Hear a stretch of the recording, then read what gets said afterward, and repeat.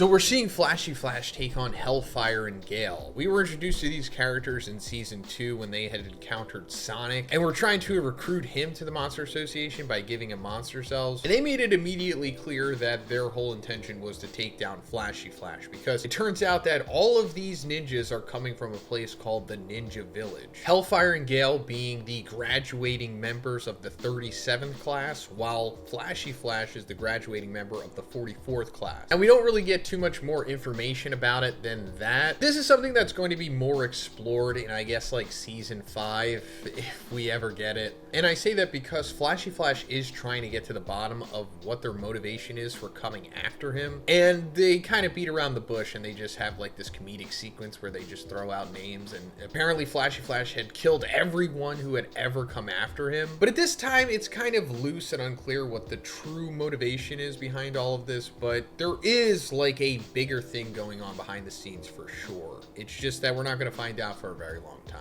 But we're also seeing that Flashy Flash is wildly powerful, because he's taking on both Hellfire and Gale, who we know are demons. But it turns out that when they go into their monster forms, they're freaking dragons. Unfortunately, this sequence doesn't really emphasize it too much. It kind of falls flat. It's like, hey, by the way, they're also dragons. But I think this might be the first time that we're seeing an S-Class hero take on two dragons at once. And Hellfire and Gale do have some moments of success here, or at least slightly against Flashy Flash. But considering that it's 2-on-1, it's still a pretty fairly one-sided match for Flashy Flash. He essentially dominates them. And we've seen Flashy Flash fight before, but never really going all out like this. Like, we're seeing that he's probably the fastest S-Class hero, at least that we know of. And it's really emphasized by this one sequence where they come up through the bridge and it like explodes, but the explosion is happening very slowly. We're seeing that they're moving all around before the bridge can like even fully explode. I appreciate that they adapted this from the manga, because there's a chance that they weren't going to, I guess. And of course, I got to put it out there, this episode isn't perfect. Fight could be a lot better, but what it is, the time constraints, the budget and whatever,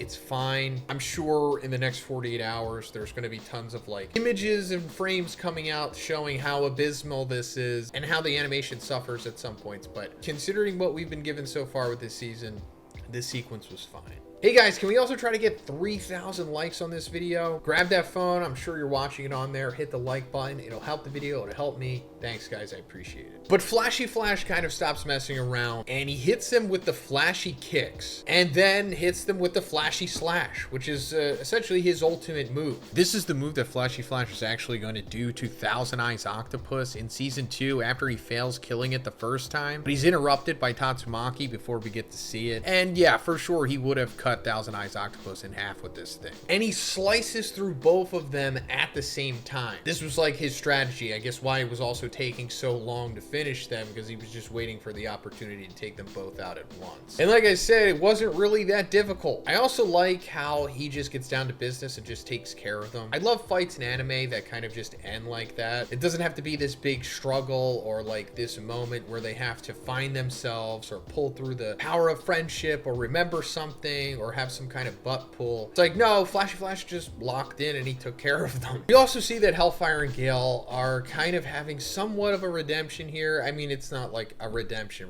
but they're having like a moment of reflection, I guess I should say, as they're dying. And this is important because we're supposed to feel something for them in this moment.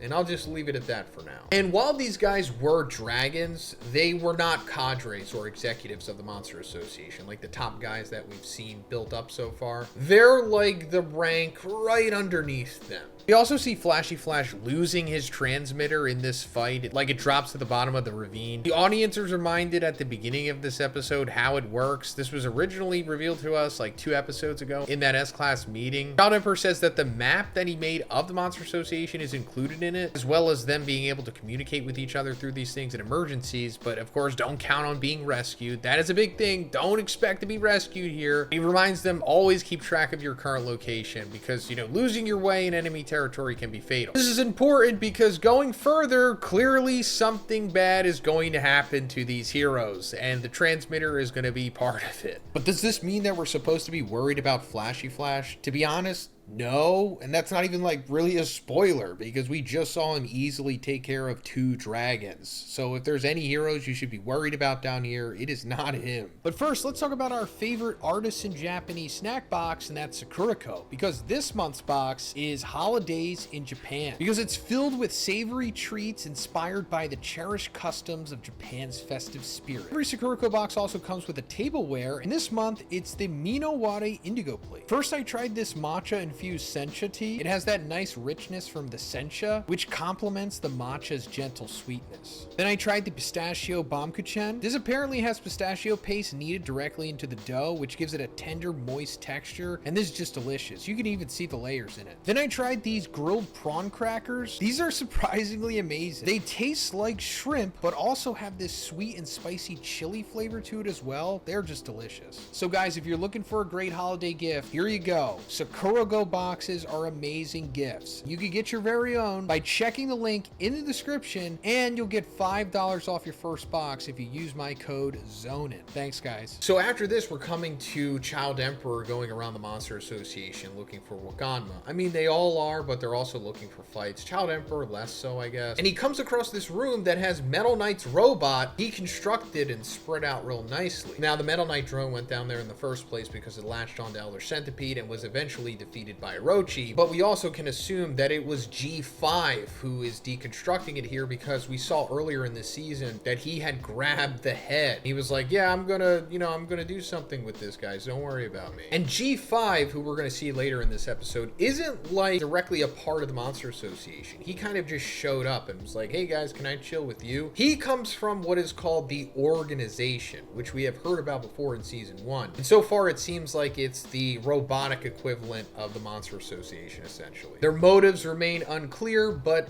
obviously they are very interested in Metal Knight and his tech. So once Child Emperor plugs into the head of the drone, he realizes that Metal Knight figured out everything already. Like, he already had the location of where Waganma is, but he still chose not to act on it because we saw them talking about this before they went into the raid. Child Emperor trying to get Metal Knight on board with all of this stuff, and he was just like, no, it's more pragmatic to just, carpet bomb that place or whatever. Yeah, Waganma will probably die, but we're taking out the Monster Association, the biggest threat to humanity at this point in the process. And obviously not everyone could go along with that, especially the Hero Association as a whole, because Waganma is the son of the biggest donor, Narinki, and he's a freaking kid.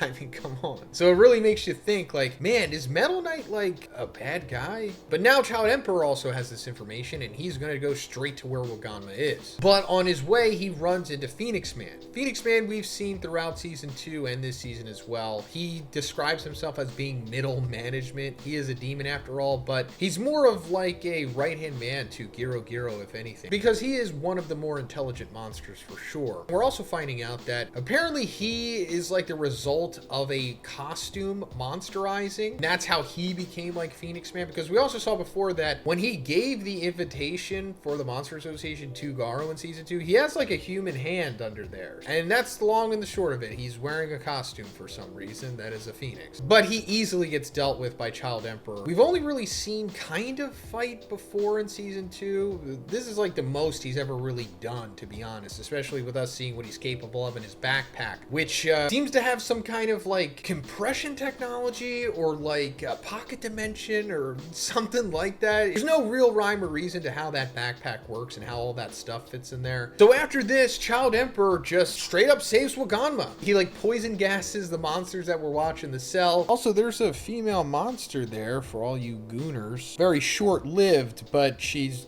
there for the short, I guess, fan service that she provides. There are some female monsters in the Monster Association, as we have seen with Super S, who's actually going to be featured in the next couple episodes, at least indicated by the intro. He takes care of Sludge Jellyfish, who actually has like a really funny death. He like pumps him full of fuel and then lights it on fire, and he just burns to death. And you just hear him comically scream. And he's got Waganma. So he is like easily the most efficient hero at this point, since we know that there's tons of other heroes down here and they have not even come close to saving Waganma yet. However, he runs into, like we said, G5 at the end of this episode, and he tries to like take care of him with this disruptive field thing, but it has no effect on him. So we're seeing the like, okay, this guy is not just a regular robot, he's a pretty powerful one, or whatever he truly is. And Child Emperor winds up sending this Cerberus robot at him, which is like a combination of his 3 underdog man robots. That's actually the first thing that we saw from Child Emperor in season 2. And that's pretty much where the episode ends. So I guess in the next episode, we're going to be getting into Child Emperor taking on G5 even more. But let me know what you thought about this one in the comments, guys. If you liked the video, please give it a like and please subscribe if you haven't already. Have a great day, and I'll see you in the next one.